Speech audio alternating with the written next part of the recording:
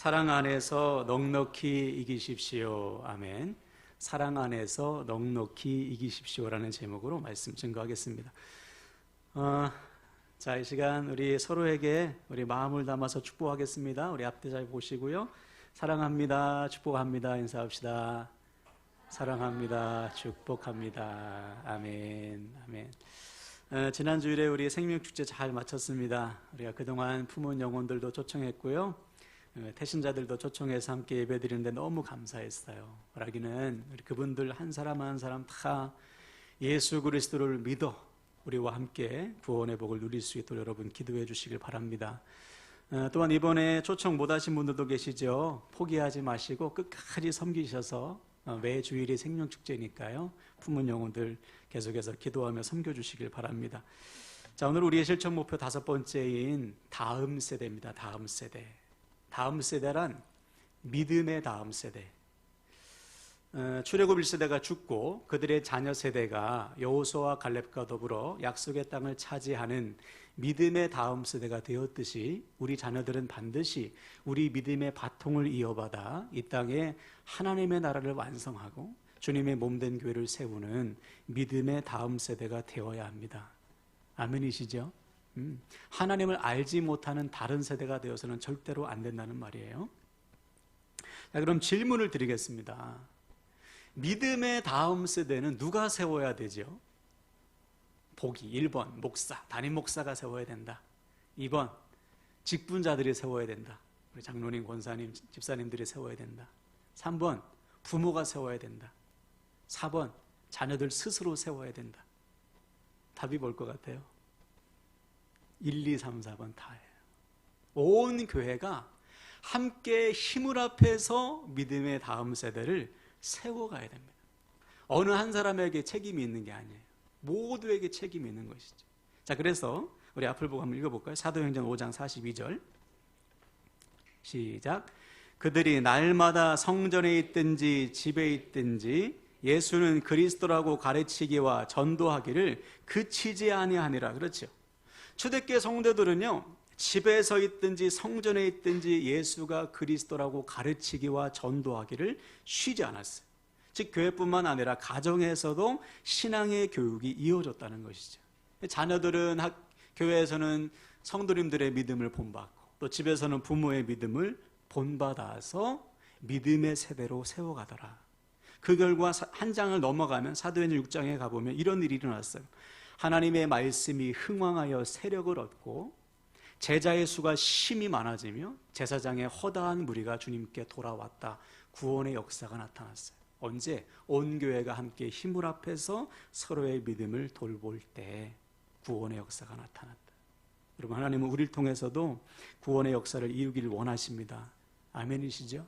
어떻게 해야 됩니까? 우리도 온 교회가 함께 힘을 모아서 서로의 믿음과 삶을 돌봐줘야 돼요. 우리 믿음의 선배들은 믿음의 후배들에게 본을 보이고 또 우리 부모들은 자녀들에게 하나님을 믿는 삶이 어떤 것이 보여줄 때 힘을 다해서 자녀들을 믿음으로 양육할 때 하나님께서 역사하시는 거예요. 물론 우리 자녀들은 하나님께서 세우세요.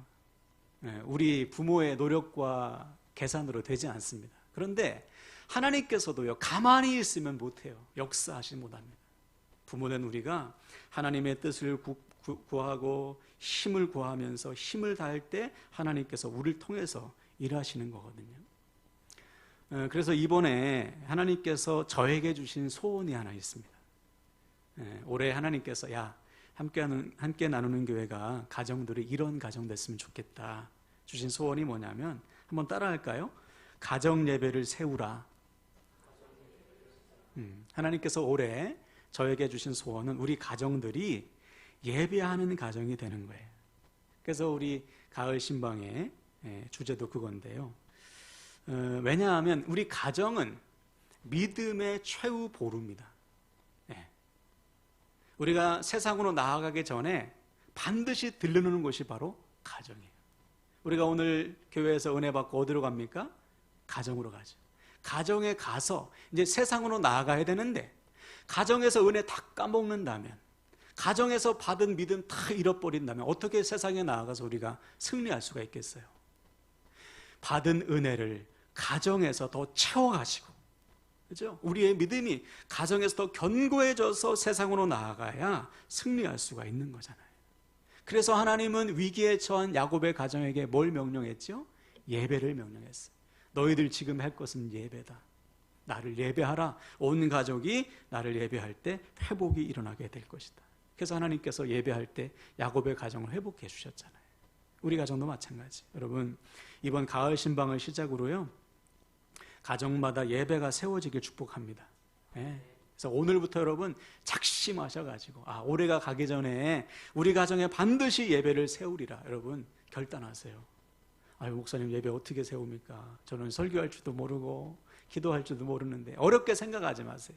우리 가정을 예를 좀 드리면, 우리 가정은 수요일 빼고 주일 빼고 이제 일주일에 5일 가정 예배를 드리려고 하는데, 그냥 모여요. 저녁 먹고 모여가지고요, 성경 한 장을 읽습니다. 성경 통독을 탁 틀어놓고서 들어요.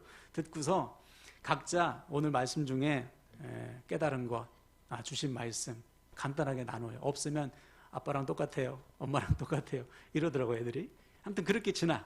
그리고서 대표해서 누가 기도합니다. 기도도 돌아가면서 하는 거예요. 기도가 가관이에요.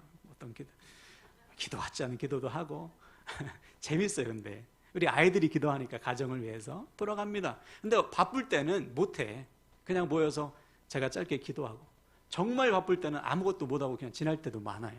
무슨 말이냐, 의무적으로 하는 것이 아니고요, 가정이 함께 모여서 기도한다, 함께 모여서 정말 1분이라도 함께 모여서 하나님을 찾는다, 이 시간이 중요한 거거든요.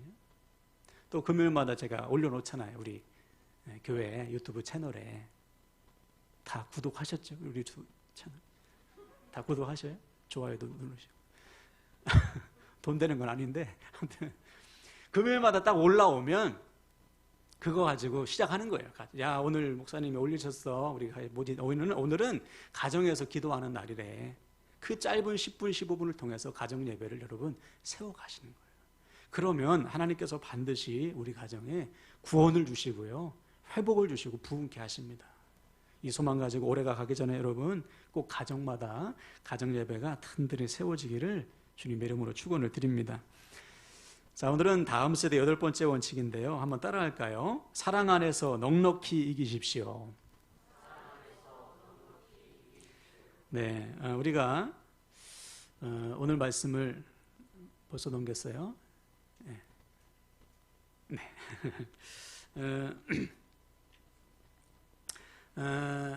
우리와 우리 자녀 세대는 반드시 이기는 삶을 살아야 돼요. 영적인 승리의 삶을 살아가야 되는데, 이 승리는 언제 이루어지는가? 하나님의 사랑 안에서만 이루어집니다. 사랑 안에서만. 하나님의 사랑 안에서만 우리는 승리하는 삶을 살 수 있다는 것이죠. 자, 다 같이 요한일서 4장 16절을 볼까요? 네, 읽습니다. 시작. 우리를 사랑하시는 사랑을 우리가 알고 믿었노니 하나님은 사랑이시라. 사랑 안에 거하는 자는 하나님 안에 거하고 하나님도 그의 안에 거하시느니라. 아멘. 요한 사도는 하나님을 사랑이라고 정의합니다. 하나님은 사랑 자체이시다. 이 말을 풀어서 이야기하면, 사랑 자체이신 하나님께서 우리를 먼저 사랑하셨고, 하나님의 그 사랑을 알고 믿는 자에게는 하나님의 자녀가 되는 권세를 주셨어요. 그래서 이제부터는 그가 하나님의 사랑 안에서 하나님과 함께 살 수 있는 은혜를 주셨습니다. 그러므로 지금 저와 여러분이 예배하는 것, 구원의 은혜를 누리는 것, 하나님의 자녀된 복을 누리는 것은 전적인 하나님 사랑의 결과라는 거예요. 우리의 힘과 지혜와 노력이 아니고요, 우리를 먼저 사랑할 자격이 전혀 없는 우리를 먼저 택하시고 사랑하신 하나님 사랑의 결과다. 성경의 말씀도 마찬가지예요. 하나님의 말씀, 이 성경, 구약 39권, 신약 27권, 69권, 66권을 한 단어로 요약한다면 뭐가 되겠어요? 사랑이에요. 우리를 향하신 하나님의 사랑.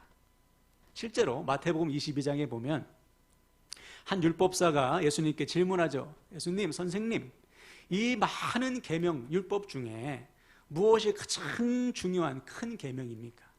이 많은 말씀 중에, 성경 말씀 중에 우리가 정말 붙들어야 될 게 뭐냐는 거예요. 주님께서 이렇게 말씀하셨죠. 잘 들어보세요. 마태복음 22장 37에서 39절.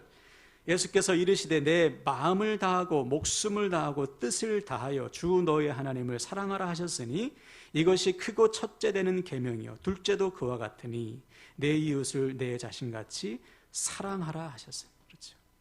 율법을 한 줄로 탁 요약한다면 사랑이다. 온 마음과 힘을 다해 하나님을 사랑하고 내 곁에 있는 사람들을 내 몸처럼 사랑하는 것, 이것이 말씀의 전부라는 거예요. 그래서 우리는 성경의 말씀을 읽으면 읽을수록 우리를 향하신 하나님의 사랑을 발견하게 되는 것이죠. 또 더 읽으면 읽을수록 내 이웃을 어떻게 사랑할지를 성경을 통해서 배우는 거예요.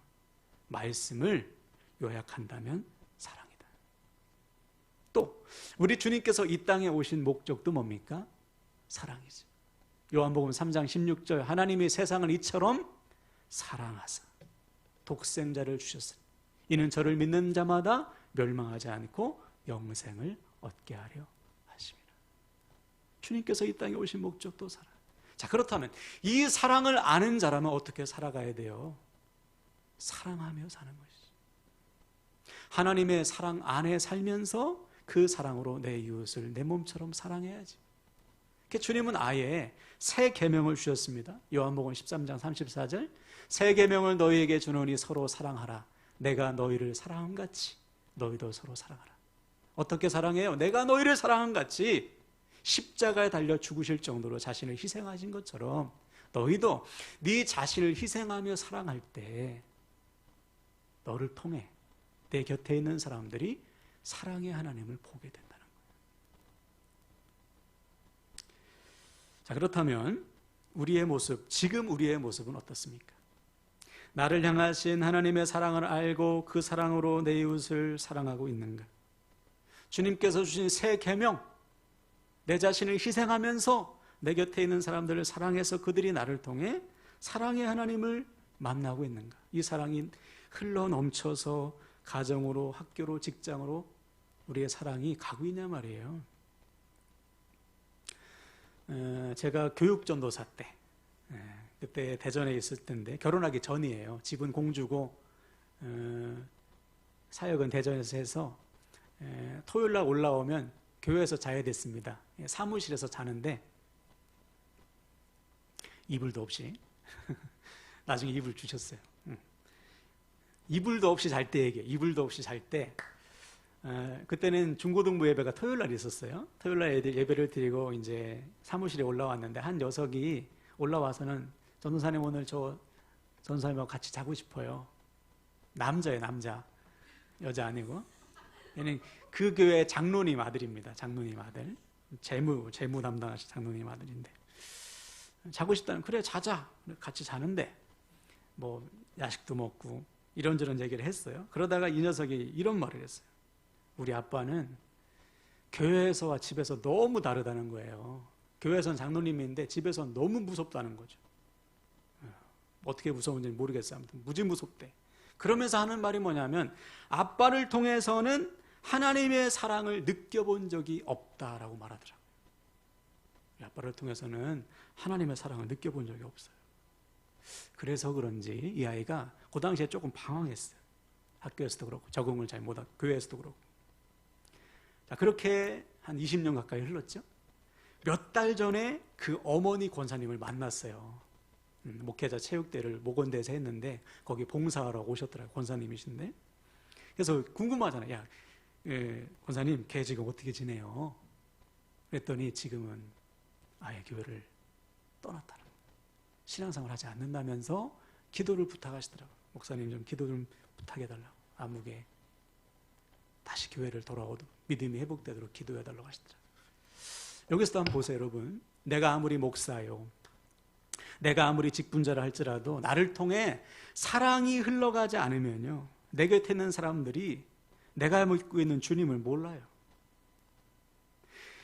내가 주님을 믿고 있다면 그 사랑이 반드시 나를 통해서 우리 주변으로 흘러가야 됩니다. 다시 말해, 믿음과 사랑은 절대로 분리될 수 없죠. 예를 들어서 야, 저 사람은 믿으면 참 좋은데 사랑이 없대. 있을 수 없는 말입니다. 믿음이 있는데 사랑이 없어? 그거 믿음 아니에요. 믿음은 반드시 사랑으로 나타나야 됩니다. 그래서 바울은 고린도전서 13장 2절에서 너희에게 산을 옮길 만한 믿음이 있어도 사랑이 없으면 아무것도 아니오라고 했어요. 사랑으로 나타나지 않는 믿음은 가짜다. 당연하죠. 하나님 자체가 사랑이신데, 우리가 믿는 하나님 자체가 사랑이신데 우리 안에 사랑이 없다? 우리의 삶에 사랑이 나타나지 않는다? 우리가 잘못 믿고 있는 거예요, 하나님을. 부활하신 주님의 말씀도 한번 보세요. 부활하신 주님께서 제자들을 처음 만났습니다. 베드로를 처음 만났을 때에 그에게 던진 첫 번째 질문은 믿음이 아니었어요. 야, 베드로야, 너 왜 이렇게 믿음이 없냐? 믿음이 얼마나 없으면 나를 3번씩이나 부인하냐? 너 믿음 회복해야 돼. 이렇게 말씀하지 않았죠. 뭘 말씀하셨습니까? 사랑. 요한의 아들 시몬아, 네가 이 모든 사람들보다 나를 더 사랑하느냐? 시몬은 베드로가 처음 주님을 만났을 때 이름 아니에요. 야, 시몬아, 너 나 처음 만났을 때 기억하지? 모든 거 다 버리고 나를 따라왔잖아. 그때처럼 나를 사랑하니? 베드로가 대답하죠. 네, 주님. 제가 주님을 사랑하는 줄 주님께서 아십니다. 이 사랑의 고백을 통해서 베드로의 삶이 회복됐어요. 믿음이 회복됐습니다. 그러므로 베드로가 주님을 부인했던 이유는 그에게 믿음이 없어서가 아니었어요. 자신을 향하신 하나님의 주님의 사랑을 잊어버린 거예요. 사랑이 없으니 믿음이 역사하지를 못했던 것입니다. 다시 말해 믿음은 사랑 안에서만 역사하는 거예요. 사랑이 빠지니 두려움이 임했어요. 믿음이 힘을 못 쓰는 거예요. 우리도 그럴 수 있거든요. 언제 우리는 믿음으로 살 수 있습니까, 여러분? 나를 향하신 하나님의 사랑을 의심하지 않을 때예요. 언제 우리의 삶의 회복, 진짜 회복이 일어나는가? 나 같은 죄인을 사랑하사 자녀 삼아 주신, 구원하신 하나님의 사랑이 믿어질 때, 그 사랑이 절절히 믿어질 때 우리의 삶에 회복이 일어나는 거예요. 사랑하는 여러분, 오늘 말씀을 통해 나를 향하신, 저와 여러분을 향하신 하나님의 사랑을 깨닫고 그 사랑을 믿으시길 축복합니다. 이 믿음이 회복될 때 나도 살고 내 주변도 살아요. 하나님의 사랑이 나를 살리고 나를 통해 그 사랑이 우리 주변으로 흘러가게 되는 것입니다. 오늘 본문의 주인공 바울이 바로 그 대표적인 사람이에요. 바울은 부활하신 주님을 만난 다음에요, 자신을 향하신 주님의 사랑을 잊은 적이 없어요.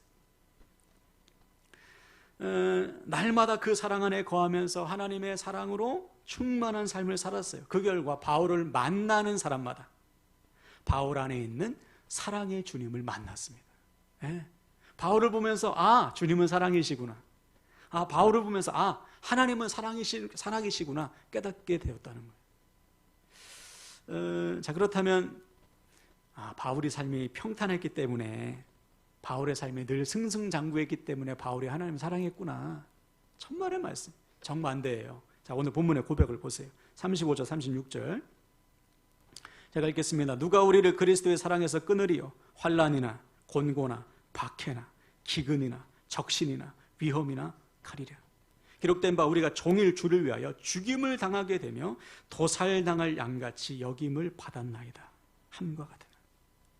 부활하신 주님을 만난으로 바울의 삶은 고생 그 자체.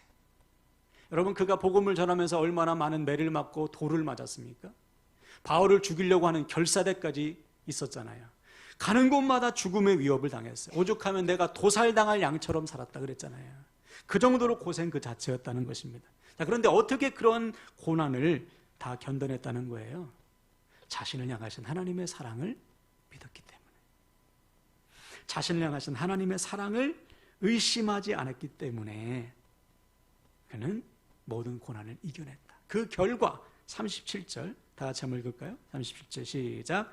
그러나 이 모든 일에 우리를 사랑하시는 이로 말미암아 우리가 넉넉히 이기느니라. 아멘.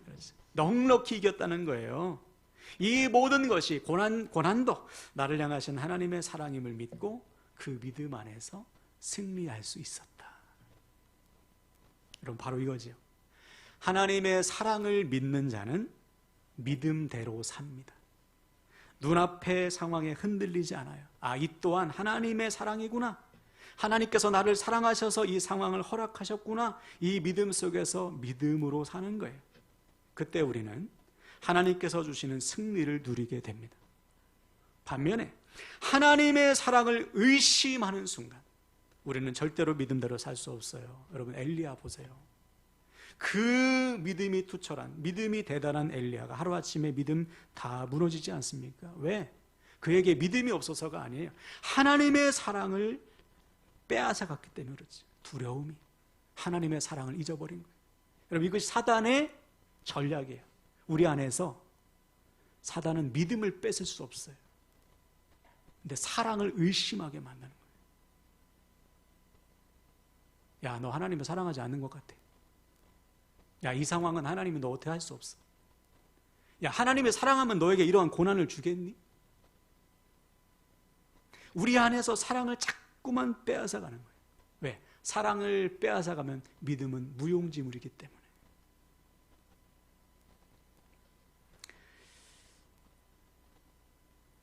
우리도 마찬가지. 여러분, 지난 한 주간의 삶을 돌아보세요. 언제 한숨 쉬고, 언제 염려하고, 언제 낙심했습니까? 하나님의 사랑을 잃어버렸을 때, 내 안에 그 사랑이 식어지면, 내 안에 그 사랑이 약해지면 우리는 믿음대로 살 수 없어요. 자, 그래서 바울은 이렇게 오늘 선포하는 것입니다. 자, 선포했어요. 믿음의 선포. 이렇게 선포했어요. 38절, 39절.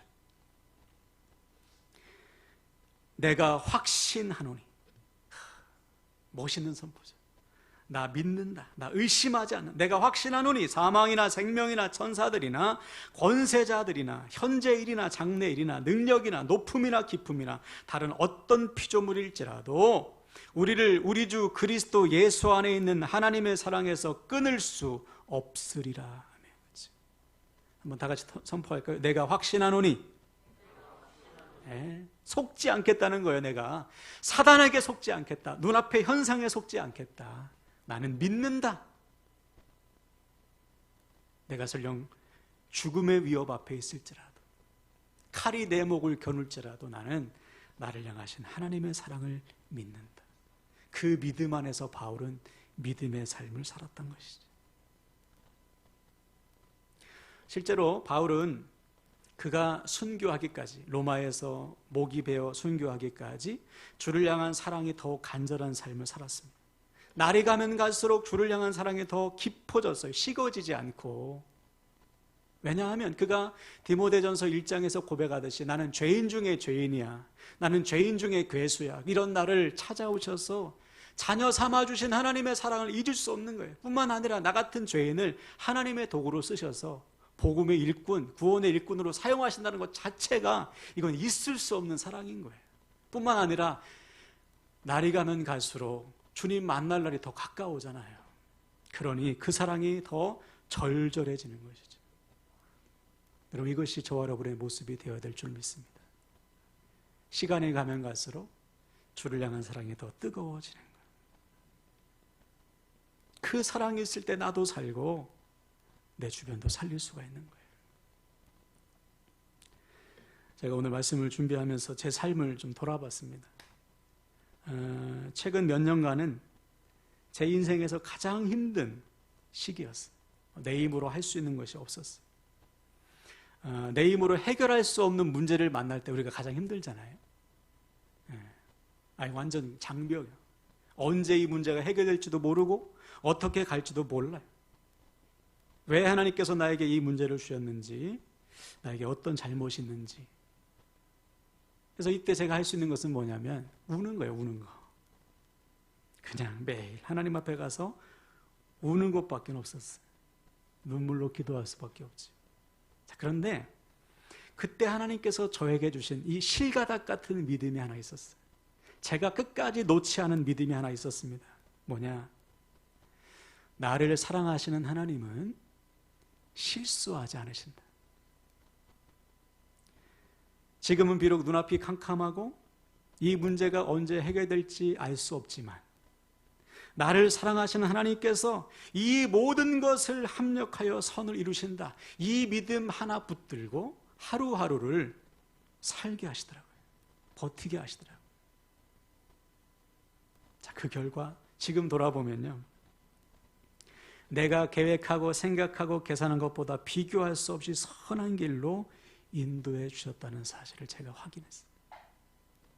우리 교회도 그렇잖아요. 상가에서 쫓겨날 때 어디로 가야 될지 막막하고 얼마나 여러분 눈앞이 캄캄했습니까?